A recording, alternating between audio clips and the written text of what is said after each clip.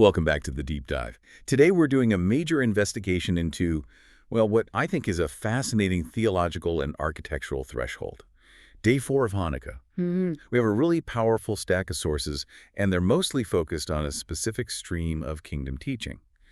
And they unpack Day 4 as this moment of transition, a move into dominion, government, and the crucial role that light plays in external administration. Right. And our mission isn't just to, cover the history or the ritual. Oh. It's to see how adding just one more candle fundamentally changes the entire assignment. It's why our sources call it a threshold and not just another step. A threshold, I like that. It's not incremental. Not at all. We're really analyzing how the whole system pivots from what's being formed inside a person to what's meant to be administrated through them, out into the world. Okay, so before we jump into the function, let's just ground ourselves in the ritual itself for a second, because the mechanics really mirror the theology here. They always do. So we've added the fourth wick. The candles are loaded from right to left, which honors that established covenant priority, but we still light them from left to right. Focusing on the fresh, the current assignment. Exactly.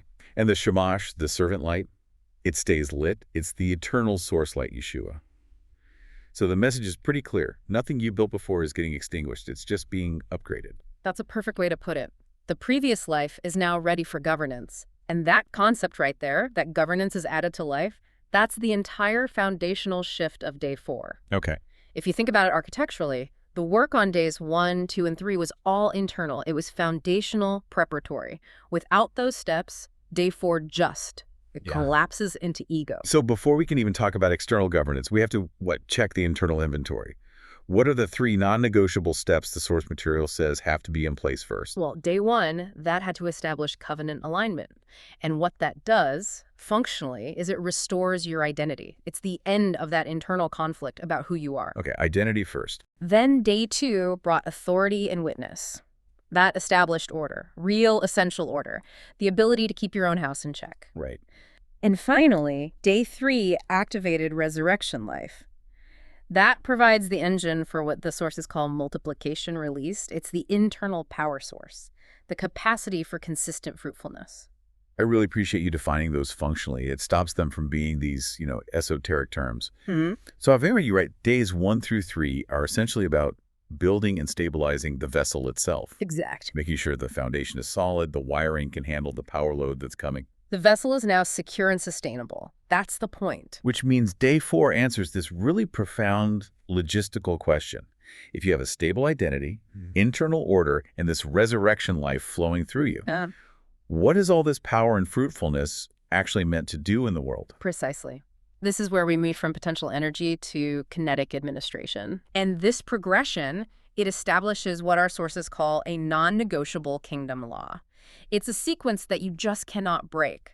God will never grant dominion the right to rule an environment before that internal life is stable. Okay, so what happens if someone tries to jump the gun? If they try to get to Day 4 without really getting Days 1 through 3 locked in? Well, if you try to govern your sphere of influence, let's say it's your company or your family or your community, without that stable internal life, you don't get true dominion, you get control. And what's the difference?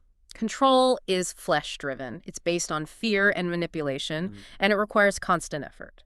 Dominion, on the other hand, the kind that's based on stable life, is spirit-driven. It operates from rest, and it sustains order naturally. That distinction right there, that is a massive insight for anyone listening. It's everything. It makes incredible sense. You build the foundation, you turn on the light, and then you're authorized to administer the space. So let's shift focus to the architecture of this governance itself, starting with the number 4. Yes.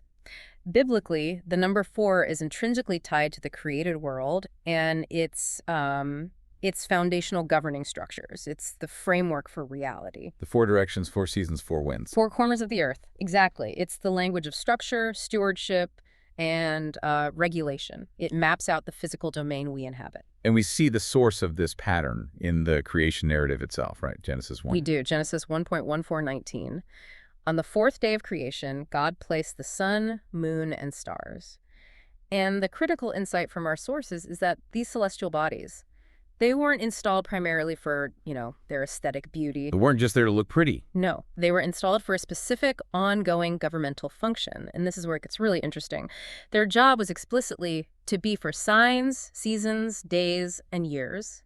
and to rule. To rule. To rule. This is the first time in the entire creation account that authority, time, rhythm, and order are regulated by light that's separate from God's immediate spoken command. So day 4 is the template. It's the template. It's the day God installs lights that are specifically designed to rule environments and maintain systemic order.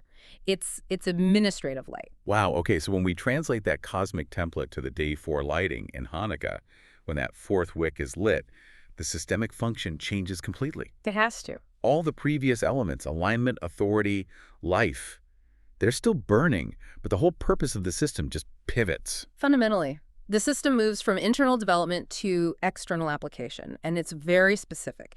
We shift from the dynamic of reproduction, which is internal fruitfulness, to the dynamic of regulation, which is external order. We move from personal fruitfulness to systemic dominion. The trajectory moves from internal formation to external order. It sounds like the system graduates. Yeah. You stabilize your house, and now you have the mandate to govern the street your house is on. That's a great way to think about it. The sources summarize it perfectly. We move from Christ formed in you to the kingdom expressed through you. And that expression isn't just an attitude, it's an active administration of the space you occupy. So let's apply this directly to you, the listener, because this is where the knowledge actually transforms daily life. Our source material connects this governmental assignment immediately to Matthew 5:14, where Jesus declared, "You are the light of the world." Yes. And our source confirms that this statement is pure day 4 language. It absolutely is. When Jesus said that you are the light of the world, he wasn't giving a devotional compliment. He was giving a governmental commission. This isn't light that's meant to be hidden away in a personal quiet time. Right. It is light that is positioned. It must be visible. And it is actively responsible for governing environments. It's an administrative assignment. So if my light is a governmental light, what are its specific administrative functions? I mean, what does day 4 light actually do in the environments around me? The sources outline a really critical fourfold impact of day 4 light, and this is what shifts the believer from being a responder to being a regulator. Okay, let's take these one by one, give them some space. First, this light is meant to order spiritual atmospheres. This means when you, as the light, enter a toxic, anxious, or chaotic meeting room, whether that's a boardroom or a family dinner, your own internal alignment and order bring immediate peace and stability. You don't have to say a word. The atmosphere just rearranges around the stable light source. That's powerful. What's number 2? Second, it grants the ability to discern times and seasons. Remember, the celestial lights were for signs, seasons, days, and years. This is true governmental intelligence. Okay. It means knowing when to speak, when to be silent, when to sow, when to reap in your finances, your career, civic leadership. You know the rhythm of the kingdom in the world. So it gives you the right timing for effective action, prevents you from wasting energy. Correct. The third function is to expose darkness. And, critically, it does this without striving. The light doesn't fight the darkness. The light simply is. It reveals what's hidden just by its presence. Stable integrity exposes corruption without ever needing to make an accusation. And the final function, the 4th one. Finally, its ultimate purpose is to establish kingdom culture in the world. This is the long-term systemic work. It means setting standards of excellence, honesty, and service in your vocational sphere, making the environment conducive for life and order. Just like the sun makes the earth conducive for life. Exactly. I think this is where the profound implication really lies. This is the moment where the believer stops merely reacting defensively to a decaying culture and starts taking an administrative posture. Yes, we start regulating culture instead of just resisting it. And that proactive systemic shift means we have to immediately distinguish between two kinds of light that people often confuse: reactive light and governing light. That contrast is so essential because I think a lot of people who feel passionately about their beliefs only ever operate in that first category. So what are the specific characteristics of reactive light? Reactive light, as our sources define it, is fundamentally flesh-driven. It responds emotionally to external events. It burns really hot, but it's inherently inconsistent. It's fueled by outrage, fear, or urgency. The news cycle dictates its focus. And most critically, because it's driven by emotion and adrenaline, it quickly consumes the vessel that carries it. Burnout. It leads directly to burnout and exhaustion. That describes so much of modern engagement, honestly. It's this very bright flash followed by immediate fatigue and bitterness. It's completely unsustainable. So governing light has to be the opposite of that consuming emotional burn. It's the paradigm of day 4. Governing light is spirit-driven, it's steady, it's predictable, and it's ordered. It functions from a place of rest. Rest, not effort. Yes, because its stability comes from that day 3 life, not from striving. It sustains influence over long periods. It's the sun, not a camera flash. And instead of consuming the carrier, it shapes environments quietly but permanently. That subtle difference is so key. It doesn't rely on volume or emotional intensity. I love the analogy from the source here. Governing light doesn't shout at darkness, it simply rearranges the room so darkness has nowhere to stay. That's the nature of effective systemic administration. When the light of stable integrity is consistently present in a business, the darkness of unethical practices eventually finds the environment inhospitable. It just has to leave. The light didn't need a public fight. It just changed the operating conditions. And that circles back perfectly to why day 3 resurrection life is an absolute requirement.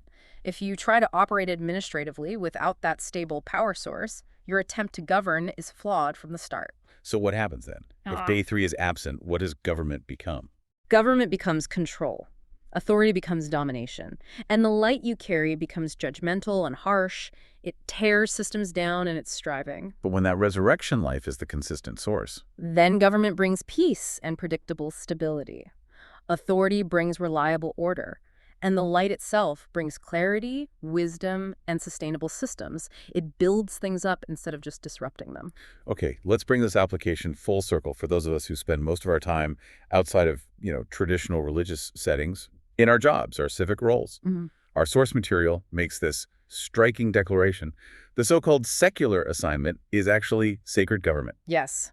This is day 4 activating in everyday life. We're talking about true vocational dominion, whether you're designing bridges, teaching history, running a local business, or serving on a municipal board. The assignment is no longer just survival or isolation. It's stewardship and regulation.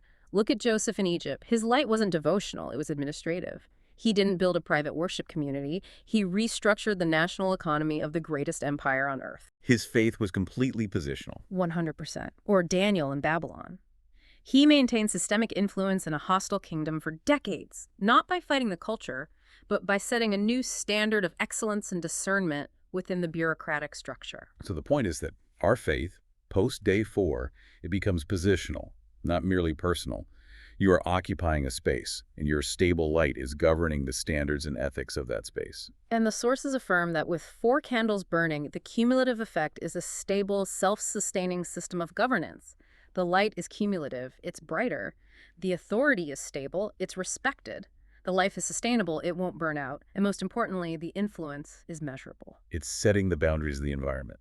So as we wrap up this deep dive, what does this all mean? This progression from day 1 to day 4 demonstrates a crystal clear kingdom truth about how things are established in the world. It really does. It solidifies the truth that God governs creation through light, which brings order, not through brute force, which brings chaos. And he chooses to govern through people who willingly subject themselves to this internal progression. People who are aligned day 1, Established in order day 2. alive and multiplying by the Spirit day 3. And finally, people who are willing to take continuous, steady responsibility for the world they inhabit, which is the administrative assignment of day 4. That is the ultimate closing anchor statement. You're not just a devotional flicker. You are a regulating satellite, positioned precisely in the 4 corners of your world. And the profound implication here is that the ultimate goal isn't just to have light in you to make you feel better. It's to have light through you, actively and sustainably shaping the world, its systems, and its cultures. That's the difference between being a recipient of illumination and becoming a stable administrator of it. A fantastic deep dive. We invite you to consider the specific environments you are called to regulate and how you can transition from a reactive light to a steady, governing light.